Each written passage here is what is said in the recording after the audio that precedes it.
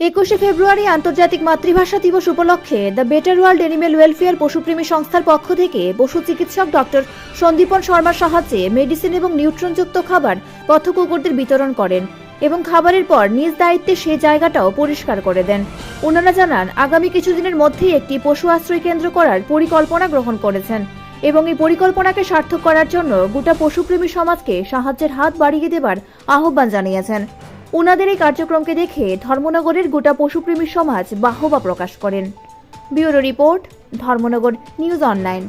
আপনারা কোন অর্গানাইজেশন থেকে এটা করা? Better world. আর এটার মানে এই ইভেন্টের উদ্দেশ্য কিটা?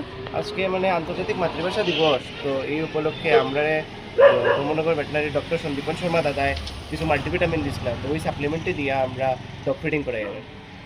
আর এটার ফার্দার আপনার ইচ্ছা কিটা এটা কেমনে কন্টিনিউ করা? ফার্দার ইচ্ছা তো আছে, আমরা কন্টিনিউ ডগ ফিডিং করাইমু, আর যদি ইন ফিউচার পসিবল হয় ডগ শেল্টারও আমরা বানানোর চেষ্টা করবো বেটার ওয়ার্ল্ড থেকে।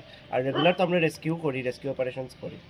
আজকে কেমন পরিমাণ ডগ ফিডিং করানো হয়েছে? আজকে খুব একটা বেশি আমরা পাইছি না, 20-25টার মতো ডগ পাইছি আর কি আমরা টোটাল ধর্মনগর থেকে। আচ্ছা, আপনার সোসাইটির কাছে কিটা মানে কোয়ার্ড আছে এটার প্রতি? সোসাইটির কাছে মেসেজ হলো, যেমন আপনারা চারপাশে প্রচুর অভুক্ত কুকুর আছে যারা মানে রেগুলার খাওয়া পায় না, আর অনেকের বাড়িতে খাওয়া থাকি যায় যেটা আমরা অনেক সময় ফালাই দিই ডাস্টবিনে, তো ওইটিও আপনারা ইউজ করতে পারেন। আর আপনারা যদি চান অনেক সময় নিজের থেকেও উদ্যোগ নিয়ে খাওয়াইতে পারেন তাহলে।